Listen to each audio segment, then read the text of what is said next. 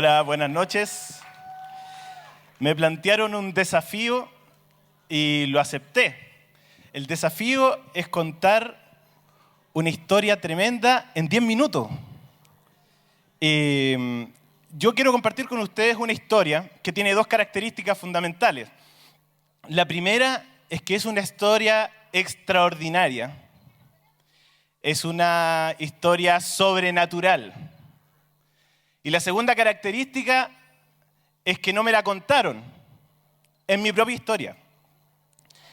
Como dijo recién Diego, mi nombre es Fernando Sánchez, tengo 33 años, soy ingeniero civil en electrónica y trabajo en el rubro de las telecomunicaciones. Y bueno, soy un tipo de ciencias. Y el año 2008 me casé con la persona más maravillosa que Dios ha puesto en mi camino. Conocí a Carolina el año 2001, comenzamos a pololear el año 2003 y nos casamos el 2008. Y nos conocimos en un movimiento pastoral que se llama Eje. Nos casamos y nosotros siempre tuvimos el deseo, como todo matrimonio que quiere hacer familia, de tener hijos. Y nos casamos y empezamos en esa búsqueda de tener hijos. Pasaron 5 años y 3 doctores nos declararon como infértiles. Cuando estábamos en un tratamiento de estimulación de hormonas, estábamos en la última parte del proceso, ¿cierto? Ya el doctor nos dijo, este es el último mes que vamos a intentar. Dios nos había prometido a nosotros que íbamos a ser padres. Y en esos 5 años de espera, esa promesa nosotros la empezamos a soltar. Y empezamos a tratar de justificarla diciendo que Dios quizás nos quería dar un hijo de otra forma. Empezamos nuestro proceso de adopción. Y cuando nosotros habíamos desechado ya el hecho de ser padres de forma natural, mi esposa queda embarazada. Para nosotros fue un tremendo signo de nuestra poca fe y de la fidelidad que Dios tenía con nosotros. Y para nosotros ser padres fue una cuestión tremenda. Estábamos tan ilusionados con ese embarazo, con tener un hijo, que las cosas que empezaron a pasar durante el embarazo no nos importaron tanto.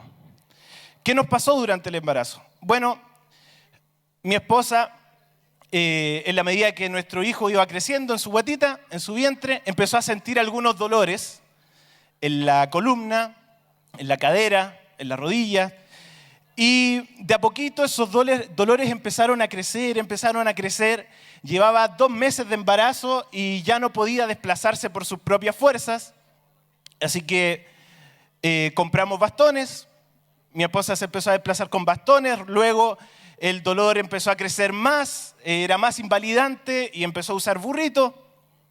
A los 4 meses de embarazo mi esposa ya no podía caminar, entonces conocimos las sillas de ruedas y empezamos y arrendamos una silla de ruedas. El dolor empezó a crecer y a crecer. En el 5.º mes mi esposa ya no se podía sentar. El dolor era demasiado intenso, demasiado paralizante.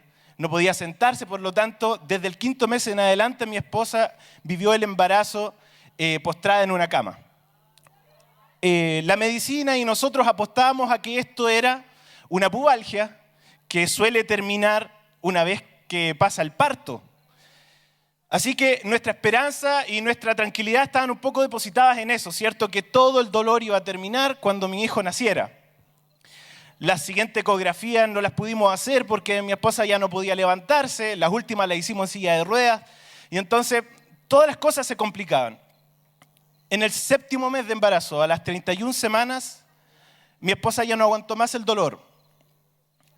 Como ya llevaba 2 meses sin caminar, empezó a perder musculatura de sus piernas y un montón de cosas. Y llegamos a la clínica. Como pudimos, se subió al auto, ¿cierto? Llegamos a la clínica y mi esposa sube al auto, llegamos a la clínica y empieza una carrera de hacerle exámenes de distinto tipo, resonancia, etcétera, de todo. La resonancia duró más de lo que una resonancia normal duró unas 4 horas. Y cuando salimos de ese examen, que fue a las 4 de la mañana, al otro día llega el ginecólogo con un traumatólogo y nos dice: Fernando, Carolina, tenemos una mala noticia. Lo que tu esposa tiene, Fernando, lo que tú tienes, Carolina, no es pubalgia. Lo que tú tienes es un cáncer que está con una metástasis en etapa 4. Todas las vértebras de tu esposa tienen tumores. Todas las costillas de tu esposa tienen tumores. La clavícula tiene tumores. La pelvis, el fémur, la mama. Y tenemos que hacer más exámenes para saber dónde más tiene tumores. Pero lo que sí está claro es que tu hijo tiene que nacer lo antes posible, porque tenemos que hacer radioterapia y quimio y ver si podemos salvar a tu esposa. Cuando nos dan esa noticia, para nosotros fue tremenda. Fue una noticia que nos desmoronó, fue una noticia que nos golpeó tan duro. Y en ese momento yo tenía un poco de fe. Yo les acabo de contar, tengo una vida pastoral, una historia pastoral, ¿cierto? Y en ese momento yo tenía fe, pero tenía fe en el cáncer. Usted se va a preguntar, ¿cómo es eso de tener fe en el cáncer? Bueno, una semana nosotros estuvimos creyendo que mi esposa se iba a morir. Estuvimos una semana en las noches cuando se iban todos nuestros amigos, nuestras visitas y nos quedamos solos en la clínica. Empezamos a soñar o a construir cómo iba a ser el funeral de mi esposa. Carolina me decía: Fernando, cuando yo me muera quiero que te busques una buena mujer para que te ayude a criar a nuestro hijo, al que soñamos tanto. Y fue una semana de despedida. Y ¿saben qué? Sin querer la gente empezó a alimentar esa fe en el cáncer. ¿Cómo se hace eso? Se me acercaba mucha gente y me decía: Fernando, ¿sabes qué? Una tía también falleció de cáncer, mi abuelito también falleció de cáncer. Y al final uno empieza a conocer más historias del cáncer que nunca antes. Y yo empecé a darle poder a la enfermedad. Nació mi hijo a las 32 semanas. Y cuando nació, empezamos de inmediato con los exámenes. Mi hijo nació un 15 de enero y el 17 de enero se estaba haciendo un examen que se llama PET, que es para ver dónde hay actividad tumoral. Y entonces después de ese examen, el 18 de enero aproximadamente del 2014, a las 4 de la mañana, estábamos en la clínica. Mi esposa había despertado con dolores muy intensos. Mi hijo estaba en la neonatología, en una incubadora. Y mi esposa despertó con dolores muy intensos y yo desperté con los gritos de ella. Se había acabado el analgésico. Entonces llamé a la enfermera y le dije: por favor venga porque se le acabaron los analgésicos a mi esposa. Imagínense que mi esposa perdió movilidad hacia abajo porque un tumor se comió casi toda la vértebra L2. Había un tumor tan grande que apretaba los nervios de sus piernas y mi señora no sentía sus piernas. Y imagínense que todos esos huesos molidos, sus órganos llenos de cáncer, sin un analgésico ella sentía todo su cuerpo enfermo. Y le dije a la enfermera, y la enfermera: bueno, ya vamos para allá, vamos a ir a buscar a la farmacia, etc. Y mi esposa gritaba y lloraba de dolor. Yo lo único que atiné a hacer en esa larga espera del analgésico fue ponerme de rodillas al lado de la camilla de mi esposa y orar. Pero esta oración yo creo que ha sido una de las más sinceras que le he hecho a Dios. Y le dije: mira Dios, tengo un hijo de 32 semanas recién nacido en la UCI en una incubadora.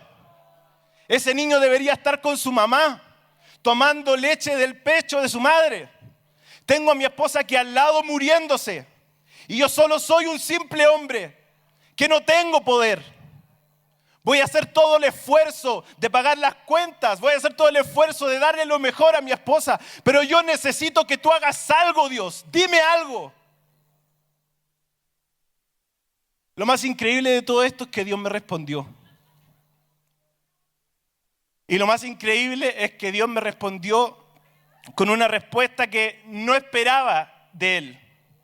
Me dijo: Fernando, tú has sido un hombre de fe, pero necesito que tengas más fe aún y que camines sobre el agua. Cuando Dios me dijo eso, yo no entendía nada. No entendí nada. Yo le decía a Dios, ¿qué significa esto de caminar sobre el agua? ¿Qué significa esto de creer en lo imposible, Dios? Eran las 4 de la mañana. Y entonces en ese momento Dios me empieza a recordar todas las sanaciones del Evangelio. Todas las sanaciones tenían que ver con la fe de la persona que iba a pedir el milagro. Es más, en su pueblo Jesús no pudo hacer muchos milagros porque la gente no creía. Yo le decía, Dios, ¿cómo puedo yo creer en un milagro?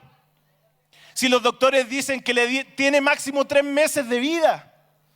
¿Cómo puedo yo creer en un milagro si los doctores dicen que no va a volver a caminar? ¿Cómo puedo yo creer en un milagro? Me dijo, Fernando, si tú no crees en lo imposible, tu esposa se va a morir. Pero si tú crees, verás la gloria de Dios. Han pasado 3 años y mi esposa no está 2 metros bajo tierra. Mi esposa está aquí con mi hijo.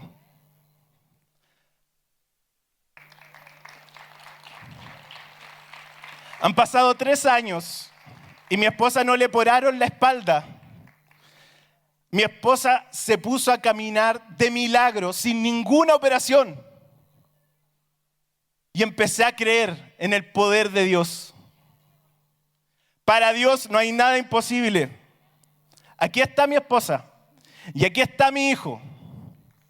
Si Dios lo hizo conmigo, si Dios lo hizo con mi esposa, lo va a hacer con todos nosotros. Quiero compartirle 2 cosas, con esto quiero cerrar. Hay 2 cosas que son fundamentales. La pregunta es, ¿en qué tienes puesta tu fe? ¿Dónde está puesta tu fe? ¿En la enfermedad? ¿En el problema? ¿En el dolor? ¿En la falta de dinero? ¿Dónde está puesta tu fe? ¿O tienes puesta tu fe en Dios? Porque te tengo una noticia. Para Dios no hay nada imposible. Todo es posible para el que cree. Y lo segundo es que hay milagros que no son de un día para otro, que necesitan de un condimento importante que se llama perseverancia. Y eso me lo enseñó la Virgen. Habían episodios en este proceso de sanidad de mi esposa en que yo me desesperaba, que a veces nos desesperamos. Y un día Dios me respondió y me dijo, mira a mi madre, Fernando. Mi madre recibió muchos anuncios del ángel. El ángel le prometió que iba a ser madre del Salvador, que iba a venir el Espíritu Santo sobre ella y que iba a quedar embarazada del Hijo de Dios. Todas esas promesas se cumplieron salvo una, que la Virgen aún espera que se cumpla y nosotros también, que se instaure definitivamente el reinado de nuestro Señor. Ella me enseñó a esperar.